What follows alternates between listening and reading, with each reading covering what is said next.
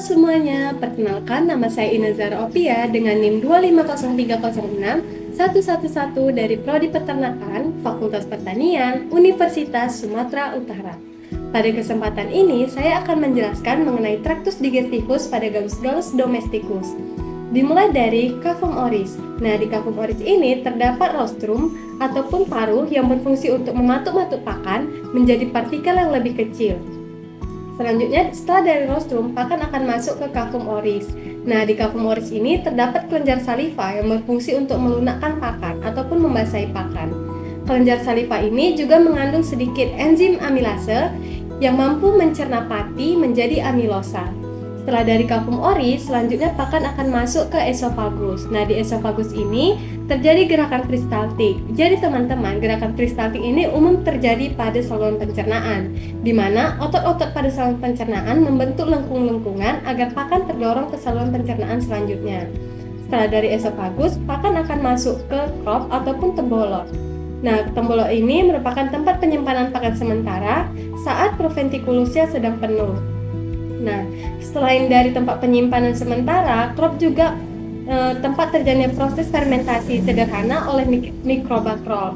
Setelah dari crop, pakan akan masuk ke proventikulus ataupun kelenjar lambung, di mana mulai terjadi proses pencernaan secara kimiawi, di mana terdapat asam klorida dan juga enzim pepsin. Asam klorida ini berfungsi untuk mengaktifkan peptinogen menjadi enzim pepsin yang kemudian mampu mencerna protein menjadi molekul yang lebih sederhana atau biasa disebut dengan peptida. Setelah dari proventikulus, pakan akan masuk ke gizzard ataupun ventriculus atau biasa kita sebut dengan ampela. Nah, di gizzard ini terdapat dua macam grid, yaitu grid halus dan grid kasar. Grid halus ini biasanya ikut ke saluran pencernaan selanjutnya yang berfungsi untuk pembentukan cangkang telur karena mengandung kalsium yang tinggi. Selanjutnya, grid kasar ini akan tetap ada di dalam gizzard untuk membantu proses pelunakan pakan agar bisa dilanjutkan ke duodenum. Selanjutnya, setelah dari gizzard, pakan akan masuk ke duodenum. Nah, di duodenum ini bisa kita lihat bahwa di tengahnya ini, di antara duodenum terdapat pankreas. Jadi, pada duodenum ini terjadi proses pencernaan secara enzimatis di mana pankreas menghasilkan enzim amilase untuk mencerna karbohidrat, enzim tripsin dan kimotripsin untuk mencerna protein, dan enzim lipase untuk mencerna lipid ataupun lemak. Setelah dari duodenum, pakan akan masuk ke jejunum.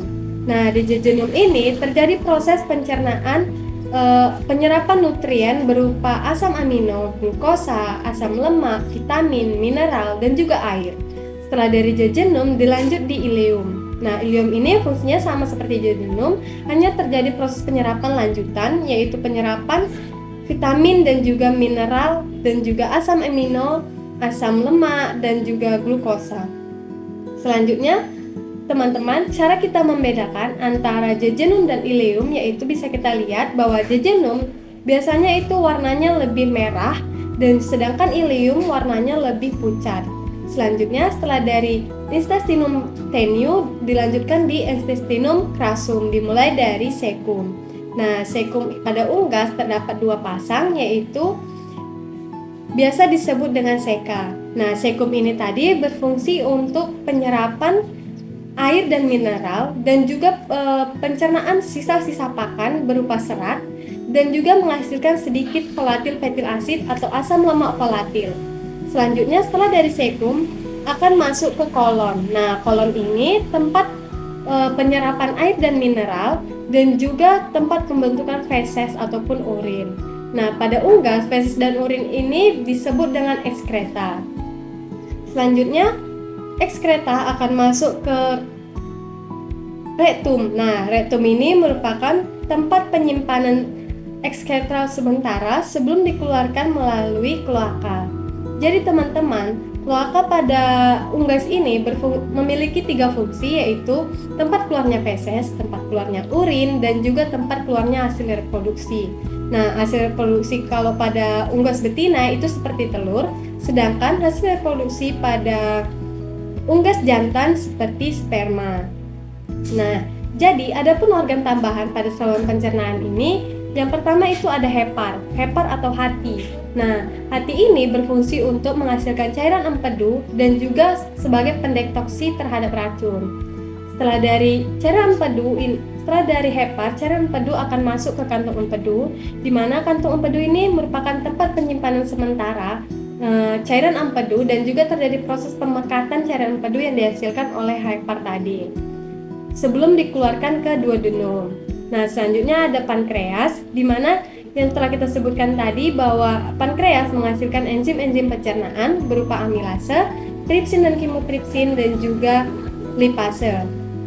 Dan juga pada pankreas ini menghasilkan cairan insulin yang berfungsi untuk mengatur kadar gula darah dalam tubuh unggas. Sekian penjelasan saya mengenai tractus digestivus pada Gallus domesticus.